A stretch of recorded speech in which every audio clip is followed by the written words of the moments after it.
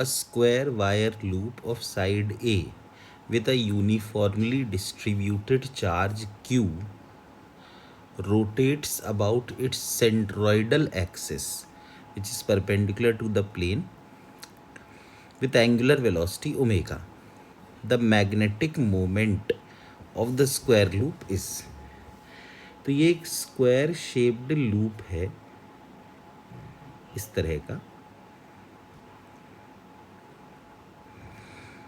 और ये इस पूरे पर चार्ज Q है, यानी यहाँ Q/4, Q/4, Q/4 और Q/4 है, और ये अपने इस एक्सिस के अबाउट ओमेगा से घूम रहा है। कह रहे हैं इसका मैग्नेटिक मोमेंट बताओ। तो अब मैग्नेटिक मोमेंट के लिए एक फॉर्मूला होता था कि μ/L is equal to Q/2m। तो जैसे आप ये देख सकते हैं, हर एक पार्टिकल का मास सपोज m/4 है, हर एक का टोटल मास फिर m हो जाएगा। तो जो L होता है वो तो I ओमेगा होता है। तो पहले मैं मोमेंट ऑफ इनर्शिया निकालता हूँ।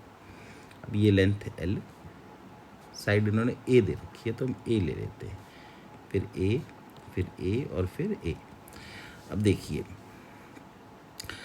एक रॉड के लिए अगर आप देखें तो रॉड के सेंटर ऑफ मास के अबाउट जो एक्सिस होता है उसके अबाउट होगा m/4 L²/12, और प्लस दूरी कितनी है यहाँ से L/2, तो प्लस m/4 और L/2 का स्क्वायर। तो एक रॉड का मोमेंट ऑफ इनर्शिया होगा mL²/48 प्लस mL²/4×4=16। तो I बन गया 48 और 16 का, तो LCM 48 ही आ गया। तो mL² प्लस 3mL² यानी 4mL²/48। तो mL²/12 आया एक का मोमेंट ऑफ इनर्शिया।